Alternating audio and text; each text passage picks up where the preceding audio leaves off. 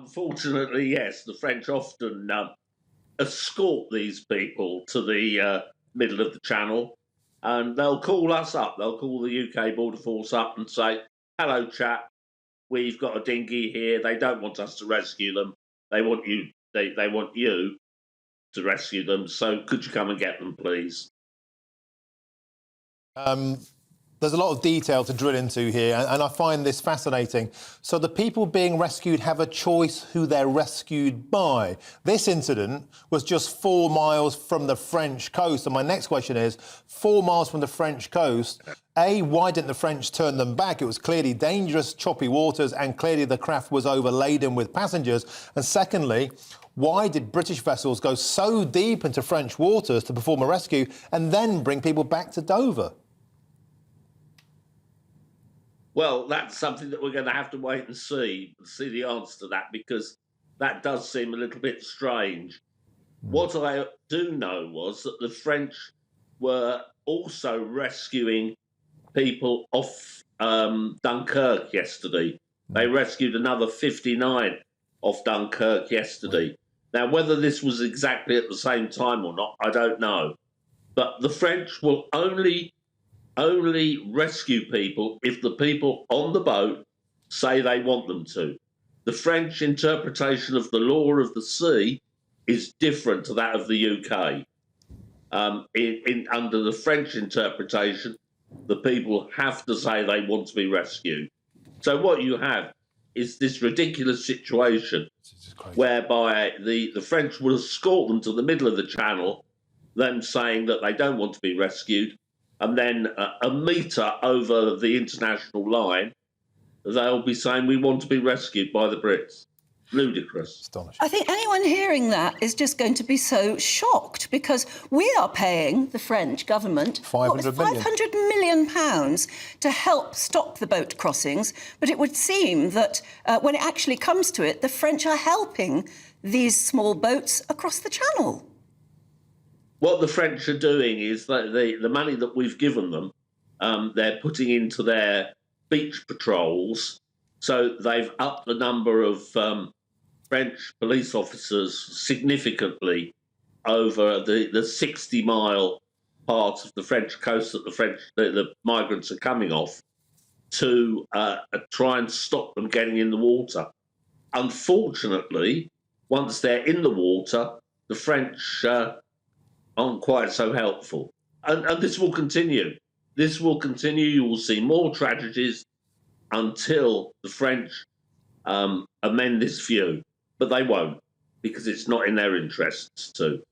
Kevin, this will be making many people listening and watching GB News today tear their hair out in frustration. £500 million. Yesterday was the 4th busiest day of 2023, even after the loss of life in the Channel. The craft kept going out into perilous seas. The evidence was gathered by a British fisherman, a guy called Matthew Coker. Looked at the GPS locations of the ships. Very easy to ascertain that clearly these vessels were being escorted.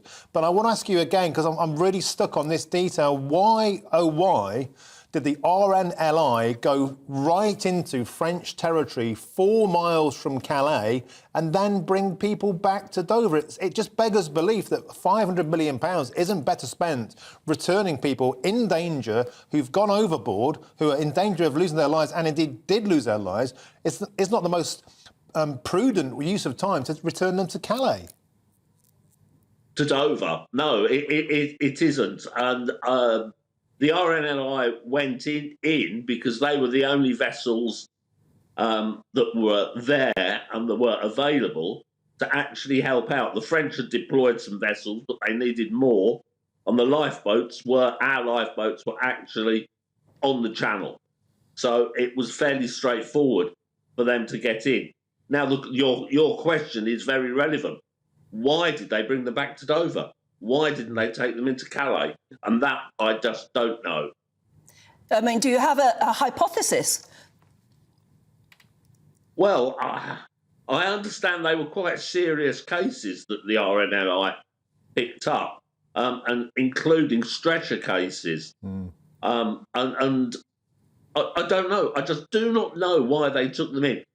I would have thought it would have been quicker to take them into Calais or Boulogne, but it may have been quicker to bring them back to the UK. I really don't know.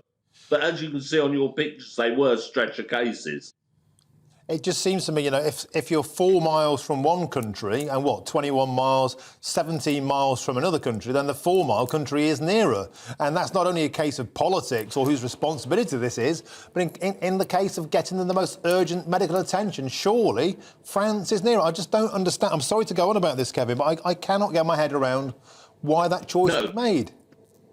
And I can't either. I don't know the answer because it doesn't. With what you've said with the sums, it doesn't seem that the UK was the best place to bring them. But I really don't know the answer. I don't know why they wouldn't have taken them into Calais. I can only think that the French said no. But I mean, that's a guess. That I have nothing to back that up. That's what I was going to suggest, is that to take them back to Calais requires cooperation from the French. And maybe we just didn't get any cooperation from the French.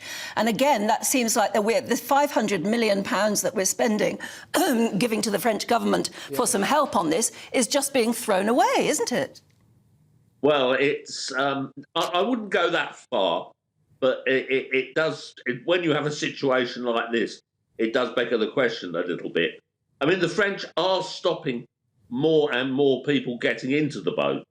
They're stopping just over 50% of the boats coming off the French coast. But until we can persuade the French to put the Gendarmerie Maritime onto the channel and work with us on the channel, and I don't mean, when I say work with us, I don't mean them telling us that they've got migrants for us to collect. I mean to actually stopping them. We're not going to solve this. Can I just ask, because you'll know this, how physically difficult is it, once you've got a dinghy full of people, how difficult is it to actually make them go back? I mean, I suppose if you push them or put boats or ships in the way, you actually run the risk of causing a tragedy, don't you? That, Anne, is a very, very good question. The Greeks did this in the Aegean to people coming off Turkey. The Greeks actually pushed the boats back. And in fact, Priti Patel, when she was Home Secretary, actually went out to Greece to see this actually in action. And it was totally supported by the EU. In fact, the EU described Greece as the iron barrier to the EU. So Ursula von der Leyen and her friends in Brussels totally supported this. But the Aegean is a lot different to the Channel.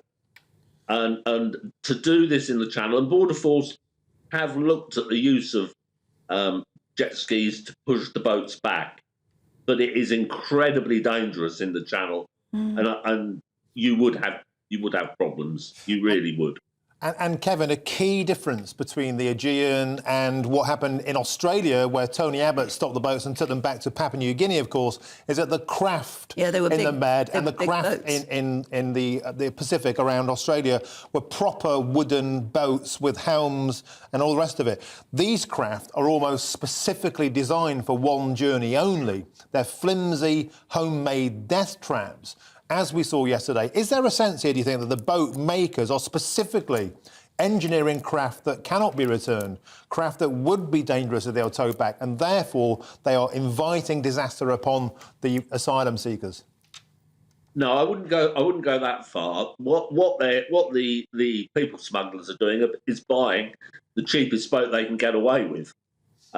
So they're buying something that is basically not really fit for purpose, as we saw yesterday. There are suggestions that some of the boats that are being used now are a little bit sturdier and actually may come from Germany rather than the Far East. But the evidence for that isn't conclusive yet. But this is a huge problem, and until we get round it, there are going to be more incidents like yesterday. And I also want to add, if I've got time, is that we hear that the only way to solve this problem is to have a returns agreement with Europe. Now, that's correct. It would be great. We can't have a returns agreement with France because Macron has said, you can't negotiate with me, you've got to negotiate with the EU. And I'm afraid that Brussels are more concerned with the number of people entering the EU via the Mediterranean than they are with what they regard as a tiny sideshow of people leaving the EU in northern France. So the idea that is coming out from certain areas of politics that if they get in, they're going to negotiate a returns agreement with Brussels. They've got more chance of platting fog than doing that. Gosh.